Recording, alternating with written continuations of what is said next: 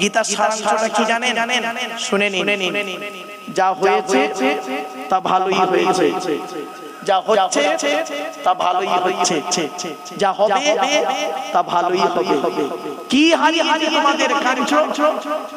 কি হারিয়ে হারিয়ে কাঁদছো? স্বামী স্ত্রী ঝগড়া হয়েছে কাঁদছো? বাপ বেটা ঝামেলা হয়েছে কাঁদছো? ব্যবসায় লস হয়ে গেছে কাঁদছো? শরীরটা খুব অসুস্থ কাঁদছো? মনে রেখো, যা নিয়েছো এই পৃথিবী থেকেই নিয়েছো, যা দিয়েছো এই পৃথিবীতেই দিয়েছো। যেটা তোমার আজকের আছে, গতকাল সেটা অন্যের ছিল, আজ তোমার আছে। তুমি আজ মারা যাও, আগামী কাল সেটা অন্যের হয়ে যাবে। ঠিক না বেঠিক? আচ্ছা, আমার কথা আপনারা বুঝতে পারছেন? বাবা বুঝতে পারছেন? চলুন, ওয়াজ হচ্ছে কি বুঝে নেওয়ার জিনিস, আপনি বুঝে নিন। আচ্ছা, আল্লাহ আমাদের দুটো হাত দিয়েছে তো? আরে ভাই বলুন না, হাত দুটো ছেড়ে দিন, ছেড়ে দিন। প্রত্যেকে দেখুন হাত দুটো মুঠো মারা, দেখুন প্রত্যেকের হাত দেখুন আঙুলগুলো মারা। কারোর হাতে এমন নেই, পেশা পেশা নইলে দেখলে এমন কেন? আল্লাহ বলে যেদিন মায়ের পেট থেকে এলি তোর হাত হাত ছিল মুঠো মারা, আর যেদিন পৃথিবী ছেড়ে চলে যাবি এ হাত মুঠো মারা থাকে না, ফাঁকা। জনগণকে জানিয়ে যা কিছুই যেতে পারি। ভাবুন, এখানে বসে ভাবুন, মায়ের পেট থেকে যখন আমরা প্রত্যেকেই এসেছিলাম, প্রত্যেকের একটাই নাম দিয়েছিল ডাক্তাররা। কি নাম? বেবি। কি বললাম? জোরে বলুন। বেবি। এই ছেলেরা যার প্রেমিকার নাম বেবি, সে আবার জানার মজা পাওনি। সেদিন ওয়াজ করতে বলেছি, মায়ের পেট থেকে বাচ্চা যখন আসে ডাক্তাররা একটাই নাম দেয় বেবি। ব্র্যাকেটে লিখে দেয় F or M, male female. Baby মানে শিশু। তো একটা যুবক ছেলে হঠাৎ লাগিয়ে ওর প্রেমিকাকে বলছে, জানো শোনা ওর প্রেমিকার নাম বেবি, জানো শোনা তোমার নাম হুজুর বলছে। কাহা কা বাঁশ কাহা লাগা দিয়া। চলো। মায়ের পেট থেকে যেদিন এলেন, শুনে নিন, সেদিন প্রত্যেকের একটাই নাম হলো কি? শিশু। কি? শিশু। আর যেদিন আমরা মারা যাব প্রত্যেকের একটাই নাম কি? জোরে বলো। লাশ। আগে চলে গেছে বাঁশ। ঠিক না? এই আগে যায় বাঁশ যায় না আগে? বাঁশ রেডি হয়। বাঁশ দুই রকম। একটা বাঁশ যায় চাপা দেওয়ার জন্য, আর আরেকটা বাঁশ যায় পেটাই দেওয়ার জন্য। শ্মশানে কোনোদিন মরা পড়ানো দেখেছেন না? দেখেন। শ্মশানে কোথাও? এখন তো চুল্লি হয়েছে, হিন্দু ভাইদের চুল্লি। আগে তো শ্মশানে পোড়ানো হতো কাঠ দিয়ে। তখন লাশ যখন খেঁচে উঠতো না, তখন ওই বাঁশ দিয়ে মারতো। তা বাঁশ দুই রকমের হলো। একটা বাঁশ গেল চাপা দেওয়ার জন্য, আর একটা বাঁশ গেল পেটাই দেওয়ার জন্য। বাবা এই হাসির ছলে গভীর রাতে কথাগুলো টুকটুক করে বলছি, একটু ব্রেনের সাইডে রাখতে লস হবে না। চলুন না, কি যাচ্ছে। এরপরে আল্লাহ বলে, বান্দা শোন, এই পৃথিবীতে তোর দেহের মধ্যে তিনটি জিনিস আলাদা। তিনটি জিনিস আলাদা। কি? এক নাম্বার ব্লাড আলাদা। এখানে যত পুরুষ বসে আছে বেশিরভাগ পুরুষ ও নিজের ব্লাড গ্রুপ কি ও নিজেও জানে। ঠিক না? ঠিক। শুনে নিন, আমি বলে যাই, সব জায়গাতেই বলি, হিন্দু মুসলিম কোনদিন মারামারি ঝগড়া করবেন না। কিসের মারামারি করেন? খবরদার, হিন্দু মুসলিম মারামারি ঝগড়া করবেন না। হিন্দু মুসলিম কাঁধে কাঁধ মিলিয়ে চলবেন। দুনিয়াতে চলতে গেলে হিন্দু মুসলিম কাঁধে কাঁধ মিলিয়ে চলবেন। কিসের হিন্দু কিসের মুসলিম মারামারি করে? আপনারা কি জানেন হিন্দুদের রক্তের ভিতরে মুসলমানদের রক্ত আছে, মুসলমানদের রক্তের ভিতরে হিন্দুদের রক্ত আছে। প্রমাণটা দেব। আপনাদের এলাকায় ব্লাড ডোনেশন ক্যাম্প হয়, রক্তদান শিবির হয়, তো ব্লাড যখন নেওয়া হয় হিন্দু মুসলিম উভয়ে রক্ত দেয়। তা ব্লাড যখন নেওয়া হয় তখন বলা হয় নাকি এই ও হিন্দু ও রক্ত আলাদা কর, ও মুসলিম ও রক্ত আলাদা কর, বলে নাকি? আরে ব্লাডের মধ্যে কাস্টের কোনো ডিভাইডেড থাকে না, ব্লাডের মধ্যে কালারের কোনো ডিভাইডেড থাকে না, ব্লাডের মধ্যে জেন্ডারের কোনো ডিভাইডেড থাকে না, ব্লাডের মধ্যে গ্রুপের ডিভাইডেড করা হয়। ব্লাডের চারটে group, A B, A B আর ও। আবার বলছি এ বি, এ বি আর ও, প্রত্যেকটার মাইনাস প্লাস। একটা হিন্দুর রক্তের ভিতরে তিনটে জিনিস পাওয়া যায়, লোহিত কণিকা, শ্বেত কণিকা, অনুচক্রিকা। As a same no difference. একটা মুসলমানের রক্তের ভিতরে এই তিনটি পাওয়া যায়। কিসের হিন্দু কিসের মুসলিম মারামারি করে? হিন্দু মন্দিরে গিয়ে ঈশ্বর বা ভগবান বলে ডাকো, তাকে জীবনে মন্দিরে পাবে না। হে খ্রিস্টান গির্জায় গিয়ে যাকে গড বলে ডাকো, তাকে জীবনে গির্জায় পাবে না। হে মুসলমান গালে দাড়ি আর মাথায় টুপি নিয়ে যাকে মসজিদে আল্লাহ আল্লাহ বলে ডাকো, ও আল্লাহকে মসজিদে পাবে তো? চলুন তিন ধর্মের মানুষ আমরা সৃষ্টিকর্তাকে খুঁজতে বেরোই। আল্লাহ কোরআনে বলছেন আমাকে খুঁজতে যেতে তোদের হবে না। এই বাচ্চা, আল্লাহ বলছে আমাকে খুঁজতে যেতে তোদের কারোর হবে না। আমি কোথায় আছি জানিস?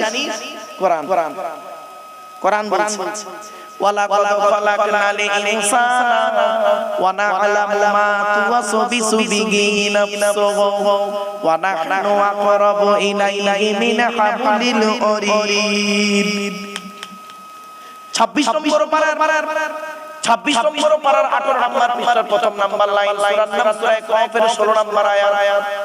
আল্লাহ বলছেন মানব জাতি আমি তোদের সৃষ্টি করেছি, তোদের মনের মধ্যে ভালো মন্দ যা কিছু আছে সব আমি আল্লাহ জানি। বান্দা যেন কোনোদিন ভাববি না আমি আল্লাহ অনেক দূরে, না, আমি আল্লাহ তোর ঘাড়ের শিরার নিকটবর্তী। একবার অন্তরের অন্তঃস্থল থেকে আমাকে আল্লাহ বলে ডাক দি, আমি আল্লাহ তোর ডাকে সাড়া দেব। আদম নবী 1000 বছর বেঁচে ছিল, আল্লাহকে ডেকেছে, আল্লাহ তার ডাকে সাড়া দিয়েছে। নূহ নবী 950 বছর বেঁচে ছিল, আল্লাহকে ডেকেছে, আল্লাহ তার ডাকে সাড়া দিয়েছে। ইব্রাহিম নবী আগুন কুণ্ডের ভেতর থেকে আল্লাহকে ডেকেছে, আল্লাহ তার ডাকে সাড়া দিয়েছে। ইউনূস নবী মাছের পেটের ভিতর থেকে আল্লাহকে ডেকেছে, আল্লাহ তার ডাকে সাড়া দিয়েছে। আইয়ুব নবী 18 থেকে 20 বছর রোগে থেকে আল্লাহকে ডেকেছে, আল্লাহ তার ডাকে সাড়া দিয়েছে। ঈসা নবী একটা ঘরের মধ্যে বসেছিলেন 12 জন লোককে নিয়ে, আল্লাহকে ডেকেছে, আল্লাহ তার ডাকে সাড়া দিয়েছে। মুসা নবী সামনে নদী পেছনে শত্রু, আল্লাহকে ডেকেছে, আল্লাহ তার ডাকে সাড়া দিয়েছে। শুধু তাই নয়, মুহাম্মদ সাল্লাল্লাহু আলাইহি ওয়াসাল্লাম আবু বকরকে নিয়ে মক্কা থেকে মদিনায় যখন যাচ্ছিলেন একটা গুহার মধ্যে লুকিয়েছিলেন আর আল্লাহকে ডেকেছেন। আল্লাহ বললেন লা তাহজান ইন্নাল্লাহা মা'ানা, ভয় করো না নবী, আমি আল্লাহ তোমাদের সঙ্গে আছি। এজন্য এই যুবক ছেলেরা সব সময় আল্লাহকে সাক্ষী রেখো। আল্লাহ কোরআনে বলেছেন ইযা আযামতা ফাতাওয়াক্কাল আলাল্লাহ ইন্নাল্লাহা ইউহিব্বুল মুতাওয়াক্কিলিন। 4 নম্বর পারা 10 নম্বর পৃষ্ঠা 3-4 নম্বর লাইন, সূরা আলী ইমরানের মধ্যে আল্লাহ বলে দিলেন বান্দা তুমি যখন কোনো কাজ করতে যাবে পৃথিবীর কোনো ব্যক্তি বস্তুর উপরে ভরসা করবে না, একমাত্র আল্লাহর উপরে ভরসা করে কাজে নামবে। যারা আল্লাহর উপরে ভরসা করে কাজে নামে আমি আল্লাহ তাদের অত্যন্ত ভালোবাসি। বাবা কোরআন শুনতে লাগছে? একটা ছোট্ট কথা বলি শুনেন, কেউ রেগে যাবেন না কিন্তু। আমার ধারণা ঠিক হতে পারে, ভুল হতে পারে, ক্ষমা করবেন। এখানে যত পুরুষ বসে আছে বেশিরভাগ পুরুষ কোরআন পড়তে পারে না। ঠিক না? বেশিরভাগ পুরুষ কোরআন পড়তে পারে না। ওইখানে যত মেয়ে ছেলেরা বসে আছে, আমার ধারণা ঠিক হতে পারে, ভুল হতে পারে, বেশিরভাগ মেয়ে ছেলে কোরআন পড়তে পারে। ঠিক না? আচ্ছা, এটা হলো কেন? মেয়েরা তো জলসা দেয় না, ওরা শুধু চাঁদা দেয় মাঝে মাঝে, জলসা শুনতে আসে। আর ছেলেরা সারাদিন জলসার জন্য খাটে, জলসা দেয় কষ্ট করে। তাহলে এরা কোরআন পড়তে কম পারলো, ওরা পার্সেন্টেজে বেশি করে হলো। সর্বনাশটা কোথায় করেছেন দেখুন, মারাত্মক বড় সর্বনাশ করেছেন আপনারা। কি সর্বনাশটা শুনে নিয়ে বলবো কি বলুন, শুনে নিন কত বড় সর্বনাশ করেছেন। তার আগে একটা কথা বলি আপনাদের।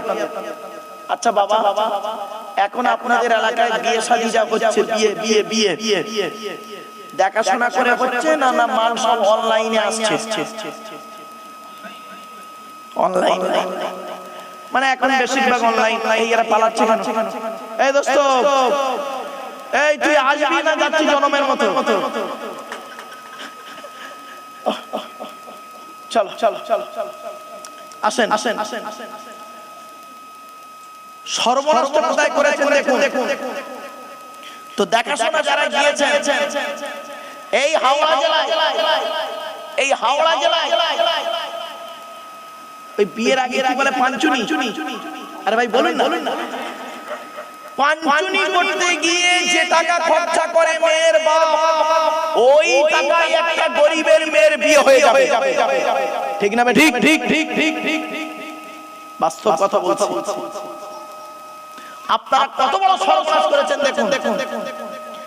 যে বিয়ে করে সে দেখতে যায় না, আমচা চামচারা গেছে, চারজন বুড়ো, চারটে জওয়ান, চারটে বেওয়ালা, চারটে মেয়ে, চারটে চারানা আঠানা, বুঝতে পারছেন? মেয়ে দেখতে গেছে। মেয়ে দেখতে গিয়ে মেয়ের বাড়িতে ঢুকেছে কখন? মেয়ের বাপের বাড়িতে ঢুকেছে কখন? ঢুকেছে বেলা 11টার সময়। নাস্তা করলো বেলা 2টার সময়, বিরিয়ানি খেলো, বিকেল বেলা ফল খেয়ে চা বিস্কুট খাচ্ছে, আর বলছে মেয়ে দেখছে। তা লাইন দিয়ে বসে আছে 16-17 জন ছেলে লোকেরা বসে আছে। মেয়েটা ধরুন উচ্চ মাধ্যমিক সবে পাস করেছে।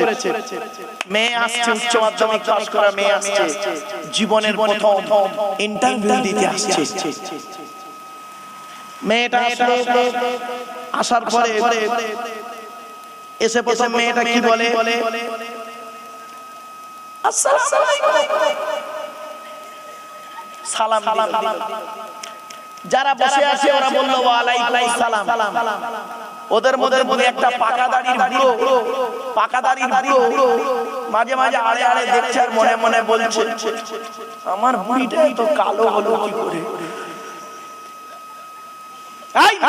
নিজে বের করে চলে এসেছে। কটা ঘটনা নেবে চলুন এগিয়ে যাই। এবার প্রথম প্রশ্ন করছে মেয়েটাকে, এই বাচ্চা চুপ কর।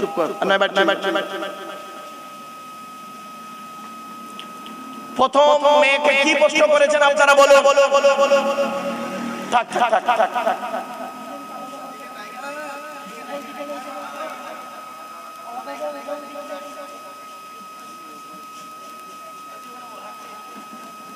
চলে যাচ্ছে। এক মিনিট প্লিজ। বাপেরা আমি কবরে চলে যাব, এই কথাগুলো রয়ে যাবে। এই যুবক ছেলেগুলো একদিন বুড়ো হবে, ওরা বুঝতে পারবে। প্রথমে মেয়েটাকে আপনারা কি প্রশ্ন করেন? তোমার নাম? তো মেয়েটা একটা নাম বললো, মোসাম্মা জঞ্জালি খাতুন, জাস্ট একটা নাম। তারপরে প্রশ্ন করেন কি তোমার বাপের নাম কি? তো মেয়েটা ধরুন একটা নাম বললো, আমার বাপের নাম মোহাম্মদ চিটিংবাজ আলী মোল্লা। আরে বাবা, আমি আব্দুল জব্বার বলে ফেসে গেছিলাম এক জায়গায়। আমি ওয়াজ করতে করতে বলেছি, ধরুন মেয়েটি বলল আমার বাপের নাম আব্দুল গফফার মোল্লা। এখন ওই প্যান্ডেলের ভিতরে আব্দুল গফফার মোল্লা নামে এক হাজী সাহেব ছিল, উঠে দাঁড়িয়ে বলছে, আল্লাহর কসম করে বলছে, হুজুর আমার কোনো মেয়ে নেই। আমি সেই দিন বুঝেছিলাম বাবা উদাহরণটা পাল্টে দিতে। যাই হোক এবারে মেয়েটিকে প্রশ্ন করলেন 3 নম্বর প্রশ্ন, তোমার মায়ের নাম কি? মেয়েটি ধরুন বলল মোসাম্মদ হিংসুটি বিবি। 4 নম্বর প্রশ্ন কি করেছে? 4 নম্বর প্রশ্ন, তুমি কোরআন পড়তে পারো? ঠিক না বেটি? মেয়েটা বলল জি পড়ো। অত লোকের সামনে মেয়েটার কোরআন পড়া শুনলেন, তারপর বললেন যাও বাড়ি, কিছু পয়সা দিলেন। মেয়ের বাড়ির তরফ থেকে বা ছেলে দেখতে গিয়ে কি করেছেন দেখুন। ছেলেকে কি প্রশ্ন করেছেন? তোমার নাম কি? তোমার বাপের নাম কি? তোমার কয় ভাই বোন? তুমি কি ইনকাম করো? একবারও বলেছিলেন এই ছেলে কোরআন পড়তে পারো? এই ছেলে ওযুর ফরজ জানো? গোসলের ফরজ জানো? তায়াম্মুমের ফরজ জানো? নাপাক থেকে কিভাবে পাক হতে হয় জানো? একবারও বলে। ফলে কি সর্বনাশটা হয়েছে শুনে নিন। এখানে যখন মেয়ের বাপ বসে আছে ওদের মাথায় একটা টেনশন আছে, আমার মেয়ে এমএ পাস করুক আর বিএ পাস করুক, কোরআন পড়ানো শেখাতেই হবে। এজন্য মেয়ের বাপেরা দেখবেন মেয়েকে কোরআন পড়া শিখিয়ে নেয়। আর ছেলের বাপ যারা বসে আছে ওদের মাথায় ঢুকে গেছে আমার ছেলে কোরআন নাই বা পড়লো, নামাজ নাই বা পড়লো, রোজা নাই বা রাখলো, তেরেঙ্গা খৈনি গুটকা খালি খেলেই হবে, টাকা থাকলেই হবে, আমার ছেলে টাকা থাকলেই হবে। এই জন্য ছেলের কোরআন পড়ার কোনো দরকার নেই। সর্বনাশটা কি হলো?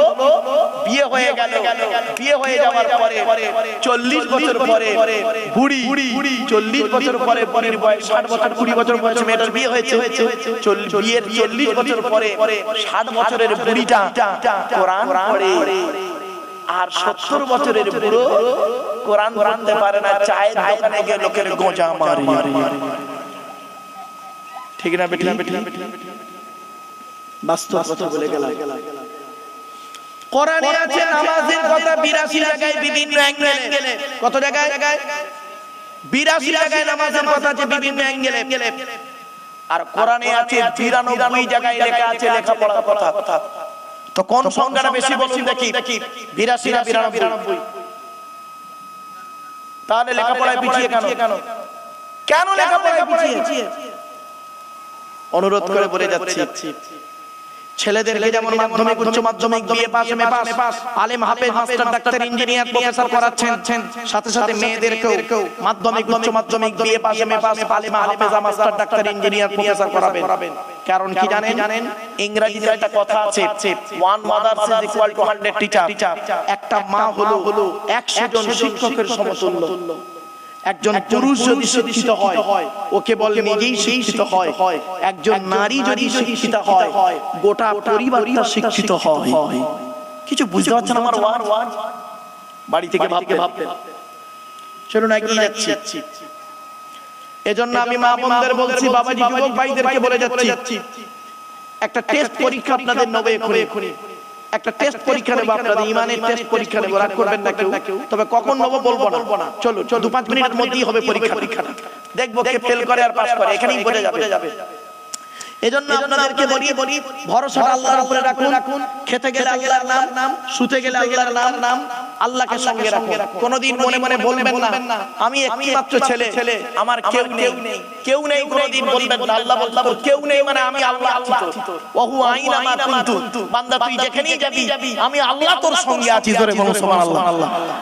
আচ্ছা বাবা, এই জলসা কি আপনাদের প্রতি বছর হয়? ক্লাবের জলসা? জি। আচ্ছা, এই জলসা আগামী বছর হোক, এটা আপনারা চান না? চান? একবার হাত তুলে সাপোর্ট করুন তো দেখি। নারায়ে তাকবীর। বাহ, হাত নামান। আপনারা এই জলসা আগামী বছর হোক, আপনারা চান, তাই তো? আরে ভাই বলুন না। বাহ। এবার আপনারা বলুন তো দেখি, আগামী বছর জলসার আগ পর্যন্ত 1 বছর সময় ইমাম সাহেবের কাছে বসে বা গ্রামের আলেম হাফেজদের কাছে বসে মাত্র 2 মাস সময় লাগবে, 1/2 ঘন্টা করে যদি বসে কোরআনটা শিখে নেবেন, একটু হাত তুলে দেখেন দেখি।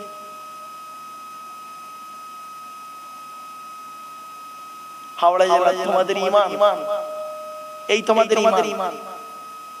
জলসা আগামী বছর করতে যাও, পয়সা খরচ করে হাত থেকে সাপোর্ট করলে, আর আগামী বছর 1 বছরের মধ্যে মাত্র 2 মাস সময় লাগবে, 8 ঘন্টা করে কোরআন শিখে নেবে। এতে তোমাদের হাত উঠলো না, বোঝা গেল তোমরা ফরশ মুখে বলো আই লাভ মুহাম্মদ সাল্লাল্লাহু আলাইহি ওয়াসাল্লাম, আই লাভ আল্লাহ মুখে বলো ফরশ, মুখটা তোমাদের বলে, অন্তর তোমাদের বলে না। বাস্তব কথা বলে গেলাম আজকে। কোন বাপের বাটার কথাটা হলো না, সে বললো না ইনশাআল্লাহ আমি আগামী বছরের মধ্যে 1 বছরের মধ্যে কোরআন পড়া শিখে নেব।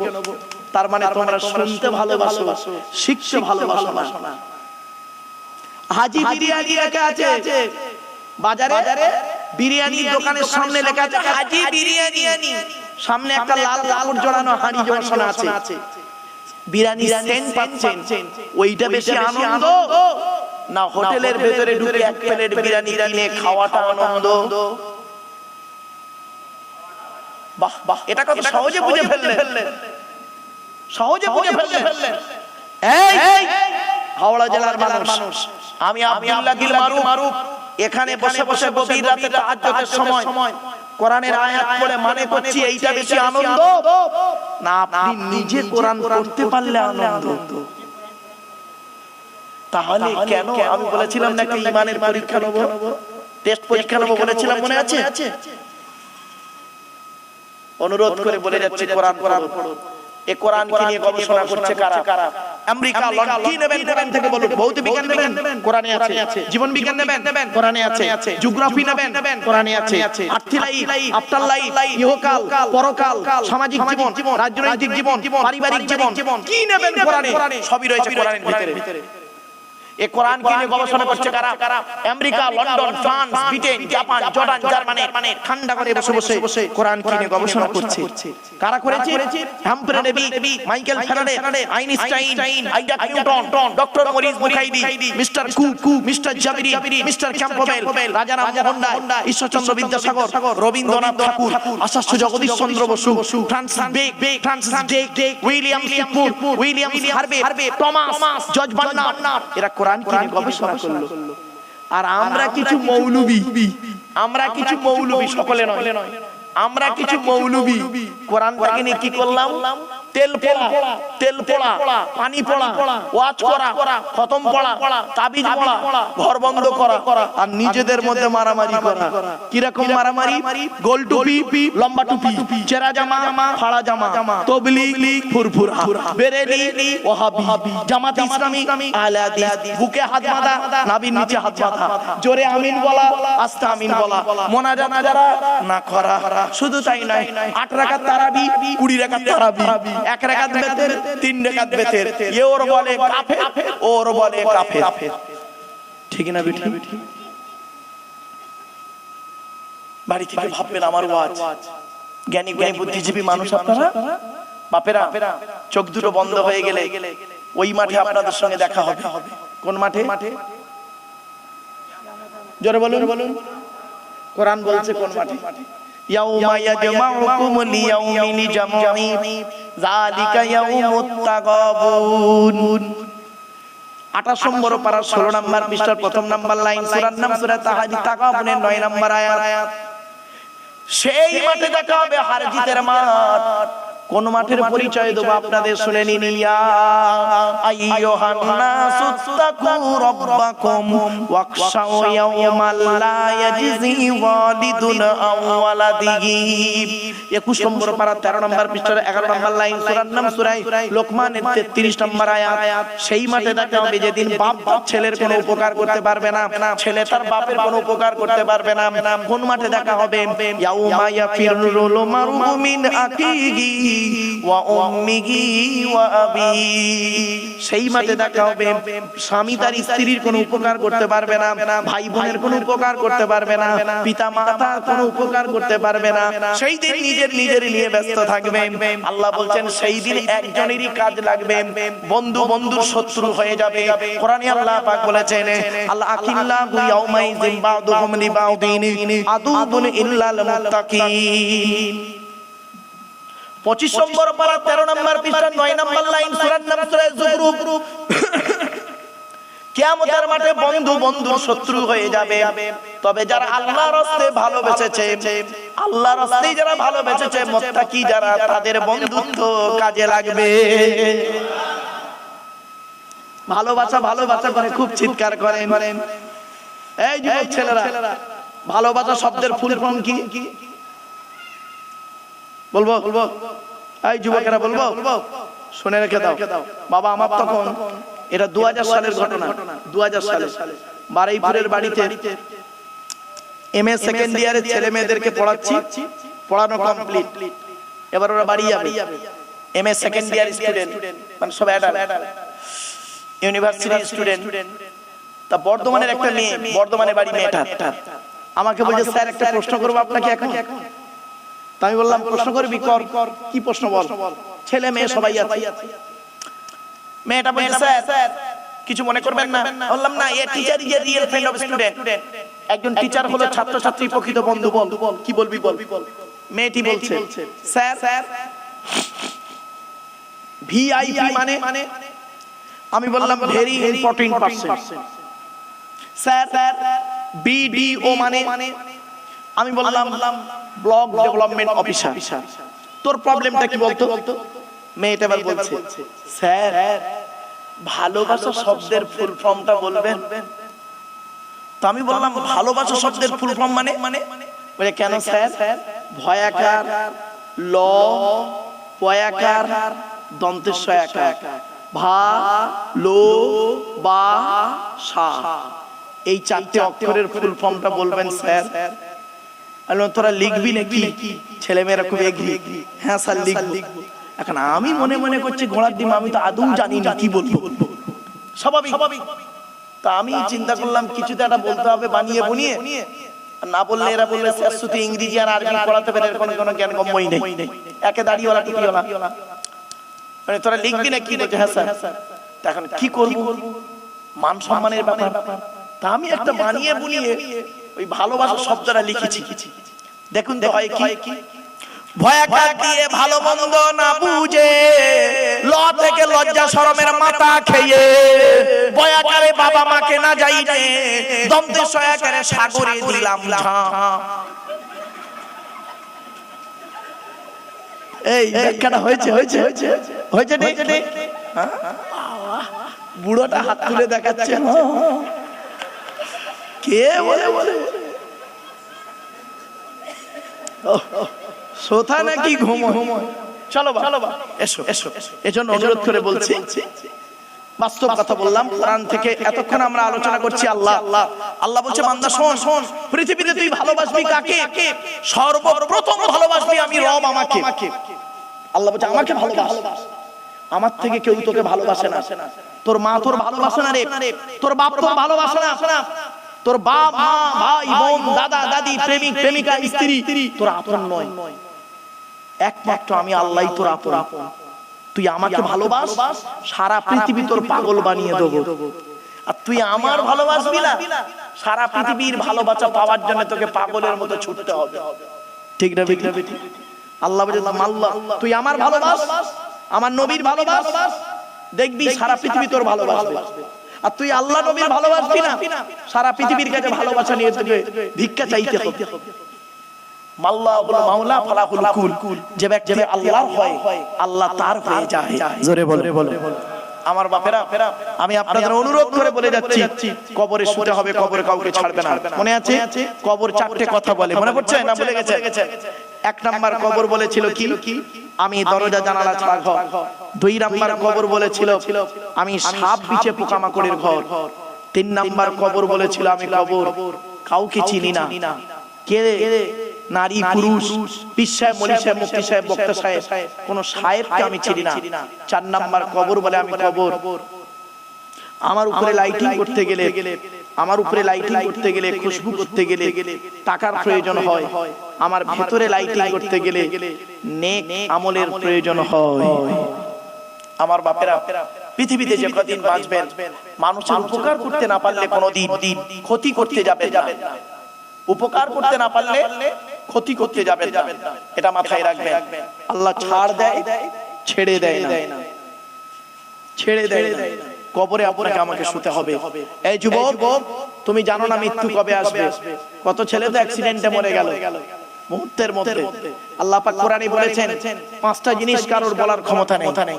ইন্নাল্লাহা ইনদাহু ইলমুস সাআ, কিয়ামত কবে হবে বান্দা কারোর বলার ক্ষমতা নেই। দুই নাম্বার হলো ওয়া ইউনাজিলুল গায়স, কোন মেঘে কতটা পানি বর্ষণ হবে কারোর বলার ক্ষমতা নেই। তিন নাম্বার হলো ওয়া ইয়ালামু মা ফিল আরহাম, মায়ের পেটে কি আছে, চোর হবে না ডাকাত হবে, আলেম হবে না হাফেজ হবে, কারোর বলার ক্ষমতা নেই। চার নাম্বার হলো ওয়া মা তাদরি নাফসুম মাযা তাকসিবু গাদা, আগামী কাল বান্দা তুমি কি খাবার খাবে, কত টাকা উপার্জন করবে, লাভ হবে না লস হবে, এ বলার ক্ষমতা কারোর নাই। পাঁচ নাম্বার হলো ওয়া মা তাদরি নাফসুম বিআইয়ি আরদিন তামুত, কোন জমিনে কোথায় কি অবস্থায় কেমন করে তোমার মৃত্যু হবে তুমি জানো না। ইন্নাল্লাহা আলিমুন খবীর, একমাত্র এই সমস্ত খবর আমি আল্লাহই জানি। সেজন্য কবরের ভয় করুন, মরণের ভয় করুন। কবরে আপনাকে শুতে হবে, কবর কাউকে ছাড়বে না। জলসা যখন দেবেন তিনটে জিনিসকে ঠিক রাখবেন। এক নাম্বার হলো বক্তা, দু নাম্বার হলো কমিটি, তিন নাম্বার হলো শ্রোতা। এক নাম্বার বক্তার কি দেখবেন? বক্তার দুটো জিনিস দেখবেন, বক্তাটি সত্যিকারের আলেম কিনা। শুধু আলেম হলে হবে না, বক্তাটির আমল আছে কিনা, বক্তাটি পাঁচ ওয়াক্ত নামাজ পড়ে কিনা, রমজান মাসে রোজা আদায় করে কিনা, চরিত্রটা ঠিক আছে কিনা। কমিটি, জলসা কমিটি হতে গেলে বাবা কমসে কম তিনটে গুণ থাকতে হবে। বাবা মা ভুল বুঝবেন না। এক নাম্বার সৎ হতে হবে। সৎ কাকে বলে? সৎ কোন লোকটাকে বলে? চলুন আল্লাহর নবী বলছেন তোমরা আমাকে দুটো জিনিসের গ্যারান্টি দাও, আমি তোমাদের জান্নাতের গ্যারান্টি দিয়ে দেব। দুটো জিনিস কি? এক নাম্বার দুই ঠোঁটের মাঝখানে এই জিভের গ্যারান্টি দাও, হারাম খাবার খাওয়া থেকে জিভটাকে ঠিক করো, বাজে ভাষা বলা থেকে জিভটাকে ঠিক করো, পরনিন্দা পরচর্চা করা থেকে জিভটাকে ঠিক করো। আর দুই নাম্বার হলো দুই রানের মাঝখানে লজ্জাস্থানের গ্যারান্টি দাও, দুই ঠোঁটের মাঝখানে দুই রানের মাঝখানে এই দুটো জিনিসের গ্যারান্টি তোমরা আমাকে দাও। আল্লাহর নবী বলছেন আমি তোমাদের জান্নাতের গ্যারান্টি দিয়ে দেব। জানবার চলে যাবে, গিয়ে দেখবেন হয় চাচার নিচে খারাপ, নয় চাচার উপরে খারাপ। এক নাম্বার হলো বাবা জলসা কমিটি হতে গেলে সৎ হতে হবে। দুই নাম্বার হলো বাবা জলসা কমিটি হতে গেলে হালাল খাবার খেতে হবে। শুধু জলসা কমিটি হালাল খাবে আর বাকিরা সব হারাম খাবে না, ওটা নয়। সকলকে হালাল খাবার খেতে হবে। আল্লাহ পাক কোরআনে বলেছেন ইয়া আইয়ুহান নাস, হে মানব জাতি, কুলু মিম্মা ফিল আরদি হালালান তাইয়্যিবা, আমার দেওয়া হালাল রিজিকগুলো তোমরা ভক্ষণ করো। ইয়া আইয়ুহাল্লাযীনা আমানু, হে ঈমানদার বান্দাগণ, কুলু মিন তাইয়্যিবাতি মা রাযাকনাকুম, আমার দেওয়া হালাল রিজিকগুলো তোমরা ভক্ষণ করো। রাসূলদেরকে বললেন ইয়া আইয়ুহার রাসূল কুলু মিনাত তাইয়্যিবাতি ওয়া আমালু সলিহা, হে রাসূলগণ তোমরা হালাল খাবার ভক্ষণ করো, ভালো ভালো কাজগুলো করো। মনে রাখবেন হারামের বিরিয়ানি ভাতের থেকে হালালের ডাল ভাতটাই ভালো। ঠিক না বেটি? হারামের বিরিয়ানি ভাতের থেকে হালালের ডাল ভাতটা ভালো। অনুরোধ করে বলে যাচ্ছি বাপ, হালাল খাবার খান। তিন নাম্বার জলসা কমিটি হতে গেলে তাকে 5 ওয়াক্ত নামাজি হতে হবে বাপ। নামাজ কারোর জন্য মাপ নাই, বিশেষ ব্যক্তি বিশেষ কারণ ছাড়া। এবার আসছি মসজিদ কমিটি। যাকে তাকে মসজিদের কমিটি করবেন না বলে যাচ্ছি। ছোট্ট একটা উদাহরণ দিচ্ছি। আপনাদের এলাকায় ধরুন জুম্মা মসজিদ আছে তো? আরে ভাই বলুন না। আপনাদের এই জুম্মা মসজিদে জুম্মার দিনে যদি কোনো মুসলিম যুবক ছেলে সাদা পায়জামা পাঞ্জাবি পরে, সাদা টুপি পরে জুম্মার নামাজ পড়তে মসজিদে উঠেছে, প্রচুর পরিমাণ বাংলা মদ খেয়ে, কি বললাম? বাংলা মদ খেয়েছে, প্রচুর পরিমাণ বাংলা মদ খেয়ে ছেলেটা মসজিদে উঠেছে জুম্মার নামাজ পড়তে ওযু করে। আপনি সর্বপ্রথম তাকে কি করবেন? বের করে দেবেন। ছেলেটি বের হতে না চাইলে মেরে বের করে দেবেন। ছেলেটির অপরাধ বলুন। মদ হারাম খাবার, মসজিদ পবিত্র স্থান, হারাম খাবার খেয়ে পবিত্র স্থানে উঠেছে, তাই তাকে বের করে দিলে। বের হতে চাইলো না, মেরে বের করে দিলে। কত ভালো মানুষ আপনারা, হাওড়া জেলার মানুষ। এ মুসলমান, মদখোরকে মসজিদ থেকে মেরে বের করে দিলে আর সুদখোরকে মসজিদের সেক্রেটারি বানিয়ে দিলে। বাহ, কি আজীব ধর্ম। মদখোরকে মসজিদ থেকে মেরে বের করে দিলে, জেনাখোরটা কত মেয়ের নষ্ট করেছে, জেনাখোরটাকে সভাপতি বানিয়ে দিলে। ইয়াং বয়সে কটা মেয়ের নষ্ট করেছে তার ঠিক নেই, বুড়ো বয়সে লোকের মেরে হজ করে এসছে 3 বার আর 6 বার ওমরা করে সভাপতি বানিয়ে দিলে। মসজিদ যেদিন হয় 1 লাখ টাকা দান করেছে বলে, ও আপনাদের খাতায় সভাপতি, আল্লাহর খাতায় নয়। বাড়ি থেকে ভাববে আমরা এমন মানুষ না, আমরা এমন মানুষ কি হিন্দু কি মুসলিম, আমরা এমন মানুষ নিজের পাপের বাটখারা দিয়ে অন্যের পাপ ওজন করি। ঠিক না বেঠিক? নিজের পাপে বাটখারা বোঝেন তো নাকি? নিজের পাপের বাটখারা মানে পাপ করে করে নিজে না একটা বাটখারা করে ফেলেছি। সে নিজের পাপের বাটখারা দিয়ে নিজের পাপ ওজন করি না, নিজের পাপের বাটখারা দিয়ে অন্যের পাপ ওজন করি।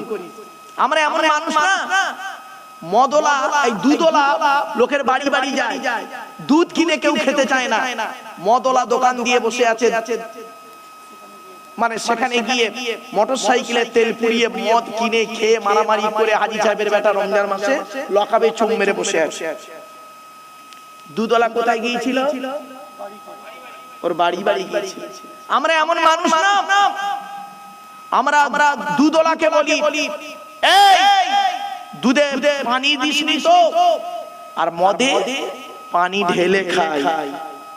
আমরা এমন মানুষ না, 100 টাকা চোরকে 100 টাকা চোরকে গাছে বেঁধে মারি, 100 টাকা চোরকে গাছে বেঁধে মারি, 1000 কোটি টাকা চোরকে স্টেজে তুলে ফুলের তোড়া দিয়ে উত্তরীয় দিয়ে সংবর্ধনা জানিয়ে স্যালুট জানাই।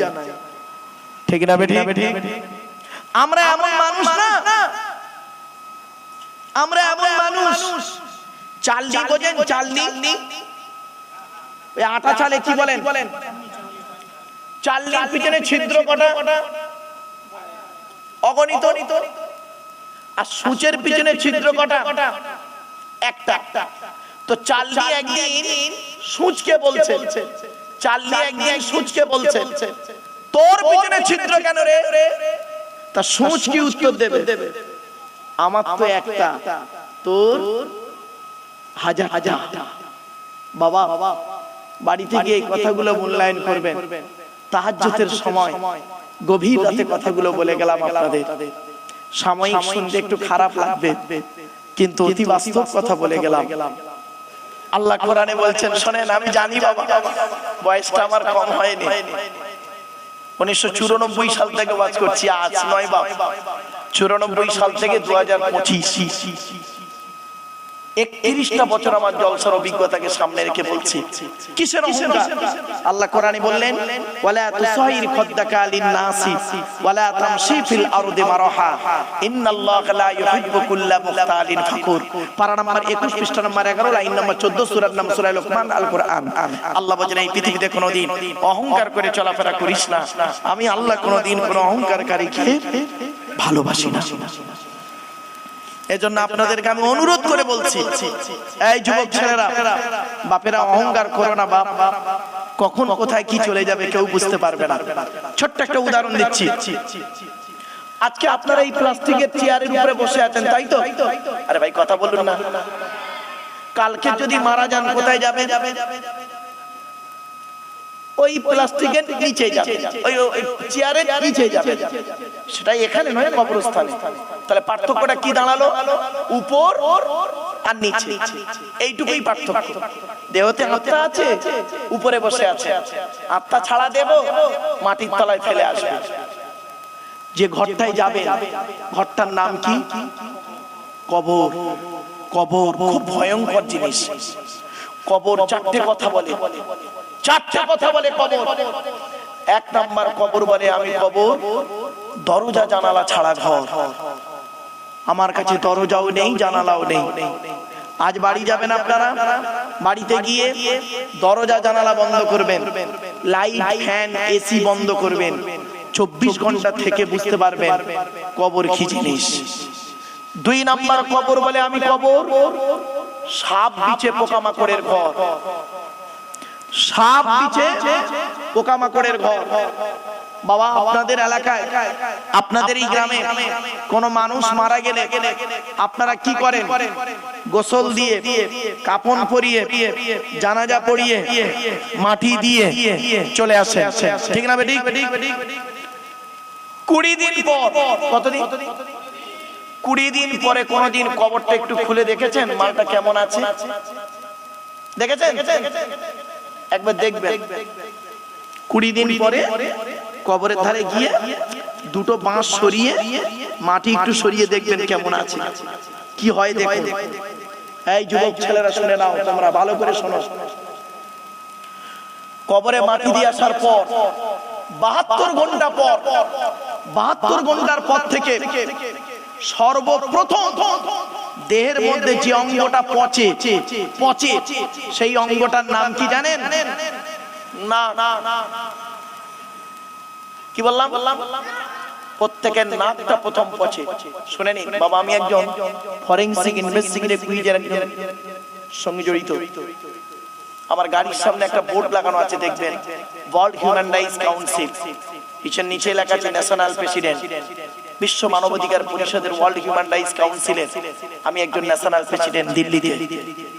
এমনি পেশাগত দিক থেকে উচ্চ মাধ্যমিক, হাই মাদ্রাসার শিক্ষক, কলেজ ইউনিভার্সিটির ছেলে মেয়ে পড়াই।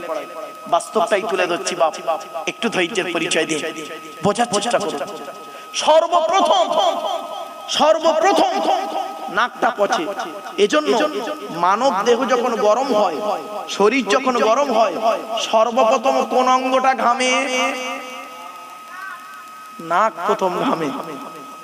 এরপরে 6 থেকে 8 দিন পর মাথার চুলগুলো, গায়ের লোমগুলো, হাতের নখগুলো খসে খসে পড়ে যায়। 10 থেকে 12 দিন পর মাথার বেরেনটা পচে গিয়ে নাক দিয়ে, কান দিয়ে, গাল দিয়ে গড়াতে থাকে।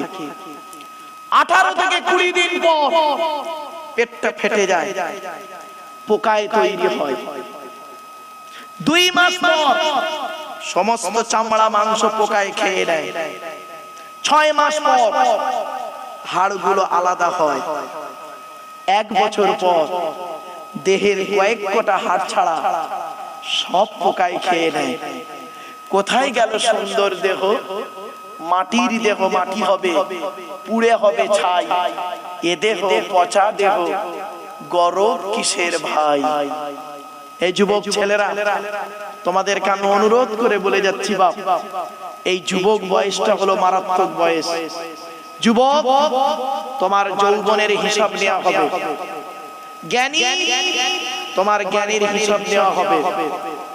এই ধনীরা, ধনীদের অর্থের হিসাব দিতে হবে। আল্লাহ ছাড় দেয়, ছেড়ে দেয় না। কি বললাম? আল্লাহ ছাড় দেয়, ছেড়ে দেয় না।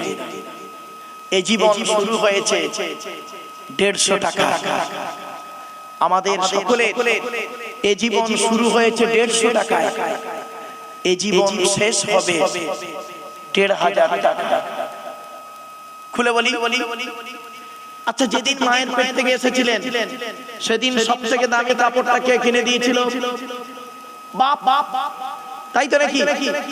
আচ্ছা কাপড়টার দাম কত হতে পারে? 1 থেকে 150। আচ্ছা কাপড়টা নিজে পরতে পেরেছিলেন? অন্যই পরিয়ে দিয়েছিল। আল্লাহ বলছে আব্দুল্লাহ গিল মারুফ, এই আব্দুল্লাহ গিল মারুফ, মায়ের পেট থেকে যখন এলি, মায়ের পেট থেকে যখন এলি, যে কাপড়টা তোকে পরানো হলো তুই নিজে পরতে পারলি না, অন্যই তোকে পরিয়ে দিল। দাম ছিল তার মাত্র 150 টাকা। এই জীবন শুরু হয়েছে তোর 150 টাকায়, আর এই জীবন শেষ হবে 1500 টাকায়। যেদিন তুই মারা যাবি, তোর লাশটা যেদিন পাওয়া যায়, যদি তোর লাশটা পাওয়া যায়, যে কাফনটা পরানো হবে তার দাম হবে খুব বেশি হলে 1500 টাকা। নিজে পড়তে পারবি না, অন্যই তোকে পরিয়ে দেবে। এই জীবন শুরু হলো 150 টাকায়, এই জীবন শেষ হবে 1500 টাকায়। আর বাকি হাত পা চোখ কান নাক মুখ ব্রেন বিবেক বুদ্ধি দিয়ে গাড়ি বাড়ি বিল্ডিং জায়গা করেছে, ওই গীতার সারাংশ হয়ে গেছে, গীতার সারাংশ।